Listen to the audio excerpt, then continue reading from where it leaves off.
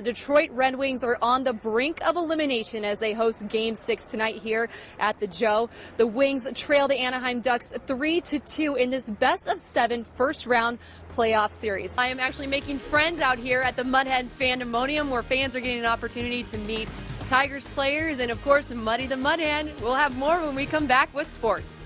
After ending a spectacular college career with 2 NCAA Division I titles and being named All-American 8 times, Toledo native and Olympic high jump silver medalist Eric Kennard Jr. now sets a new bar for the next chapter in his athletic career. Tigers are just one win away from reaching their second World Series in just 7 years, but they're going up against CC Sabathia tonight. So what can we expect from those Tigers hitters? Michigan is ranked in the top 10 in several preseason polls, but Coach John Beilein is trying to make sure his team doesn't let it get to their heads. The last time a Toledo team won the Division I state title was all the way back in 1990. Now, what history is on the Rams side? Well, head coach Earl Morris was an assistant coach on that 1990 championship team. Last week, the Detroit Red Wings looked to lock up the Western Conference Series with a 3-1 lead over Chicago.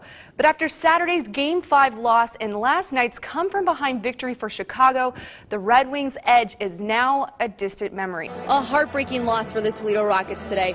For the third consecutive season, the Rockets' quest for a MAC tournament title ended in the semifinals. The Eagles are known for their frustrating zone defense, holding their opponents to just over 59 points per game.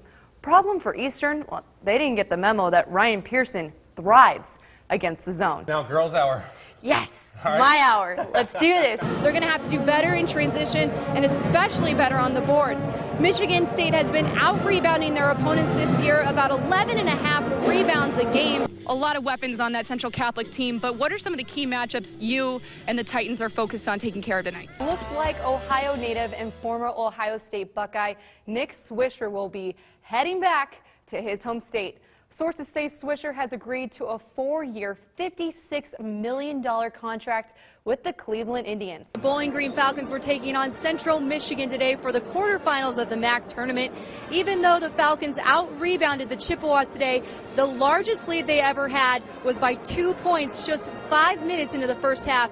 And from there on out, the Chippewas took over. They forced BG to commit the most turnovers in a season, 34 turnovers to be exact. So a very disappointing, emotional loss for a bunch of the players and especially Coach Roos, but they are looking forward to a postseason and hopefully taking some lessons they learned from this game as they move forward.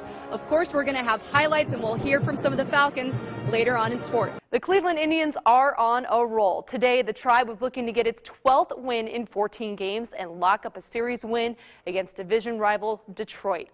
All the moms on the field for Mother's Day at Comerica Park. Bottom 2 Tigers pounce. With 1 out and 1 aboard, Brayan Pena skies this one deep to right and is gone. A 2-run blast for Pena makes it 2-0 Detroit.